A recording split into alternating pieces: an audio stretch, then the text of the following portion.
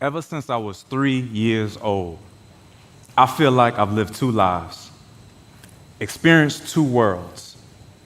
I want to start off by telling you about the first one. In world number one, I was actually raised by my grandparents because my mom, as a young parent trying to figure out life, had an uphill battle with law enforcement. And my dad wasn't present. So that left gaps. Gaps for my grandparents to fill, but also me as a young kid trying to figure out life, I had some gaps to fill too. When I was in elementary school, I was actually a very charming, charismatic, larger than life, and a little talkative third grader. But people didn't know that was actually me wearing a mask. A mask to hide the fact that I was actually illiterate in third grade. And I was just a boy who deeply missed his mom. And this idea of a mask had a reoccurring role throughout my childhood. At 7 years old, I had to put the mask back on when I was molested by a babysitter. And then at 8 years old, I put that mask back on when I saw my folks in the back of a police car, or when I had to watch over my siblings because no one came home, or when I was molested again by a different babysitter.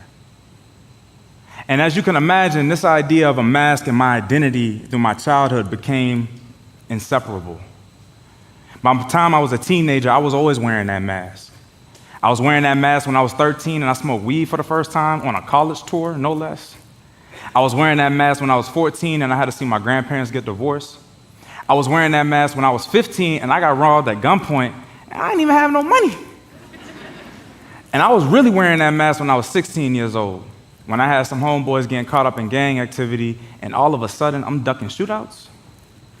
Or I'm bringing a gun to school in my car because I was holding it for a friend. And by the time I was 17 years old, behind that mask, I was constantly asking, when was my time going to come? In world number one, by every stretch of the imagination, this version of me was so-called high risk. Where do you think he was headed? Or better yet, where do you fit into that world? Do you feel safe?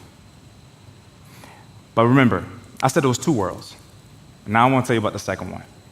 In world number two, even though my parents weren't as present as they wanted to be, my grandparents were, and they provided me with a foundation of care and love and the opportunity to explore all my interests, whether it was robotics or football or even the violin. I remember trips to Disney. I remember never getting a beating. And I remember my grandparents didn't even curse around me. My papa would only say cheese and rice whenever he was upset, trying not to say the Lord's name in vain. In that world, even though sometimes I questioned my own self-worth in the eyes of my parents, I had a village that made sure that nigga's self-talk didn't last for more than a second. Whether it was Ms. Zerps telling me that I was gonna be an entrepreneur long before I even knew what that word was, or Jimmy Bailey taking me all the way to New York City, or Mr. Green pouring into me like I was one of his own sons, or maybe it was my mom who was sending up so many prayers for me that I didn't even know. That village saw my humanity, my innocence, and my potential as sacred. Something worth protection, but more importantly, something worth investment. That investment sent me to Georgetown University for free, not once, but twice. That investment showed me I could be anything that I want to be in this world. And that investment showed me exactly what my friends didn't get. Because when I went off to school, I was felt with survivor's guilt.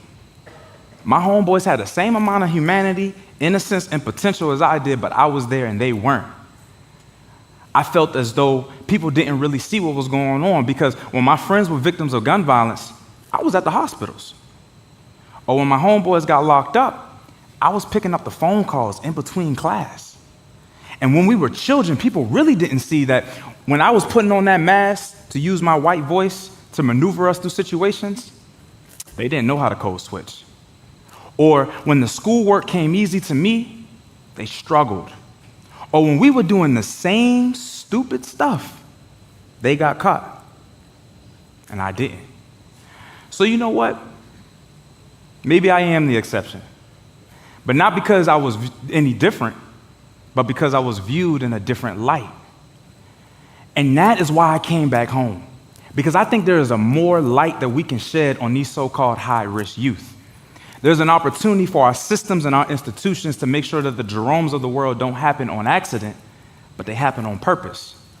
And that's why I am super excited to stand before you as the developer of youth outreach for the Charleston Police Department here in my hometown. Yeah.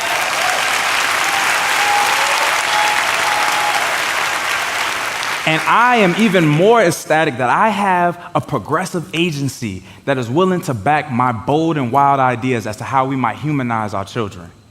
But you know what?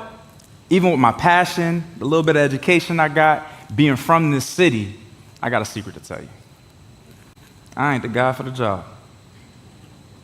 There's actually people more qualified to do this work of humanizing and connecting with our young people. People who, like me, were high risk, but they also got labeled as such.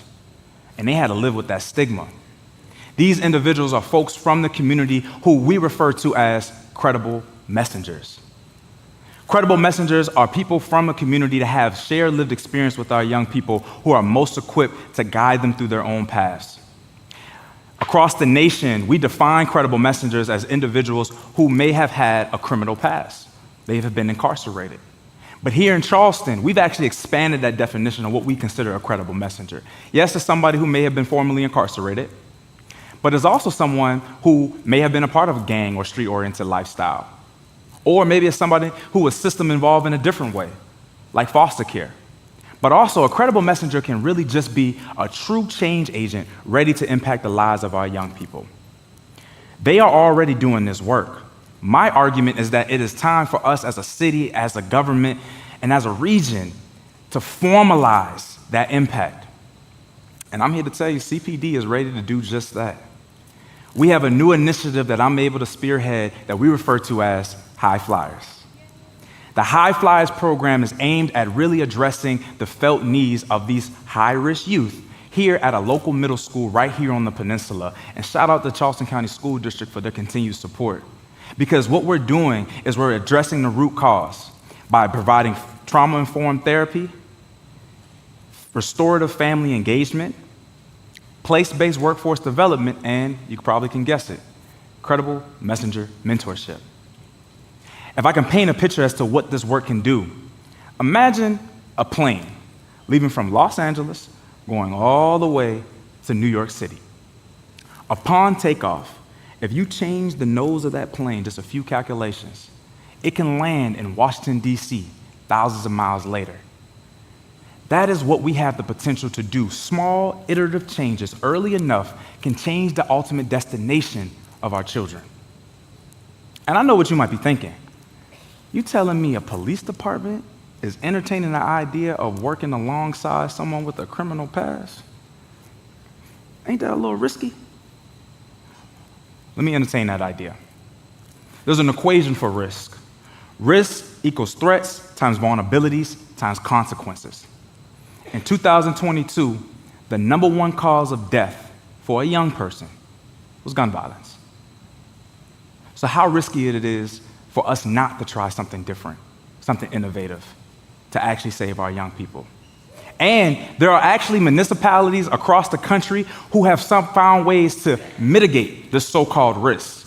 Cities like Boston, Chicago, and Baltimore, actually in Baltimore, they have seen their homicide rate reduce from over 300 lives a year to less than 150. In fact, last year they had a 50-year low of 133 homicides by doing this wraparound services and working with, you guessed it, credible messengers. And I can bring it even closer to home. In our state capital, in the city of Columbia, they have established an Office of Neighborhood Safety and Engagement to work alongside law enforcement, the city resources, the school district, and you guessed it, credible messengers. To put it simply, this work works.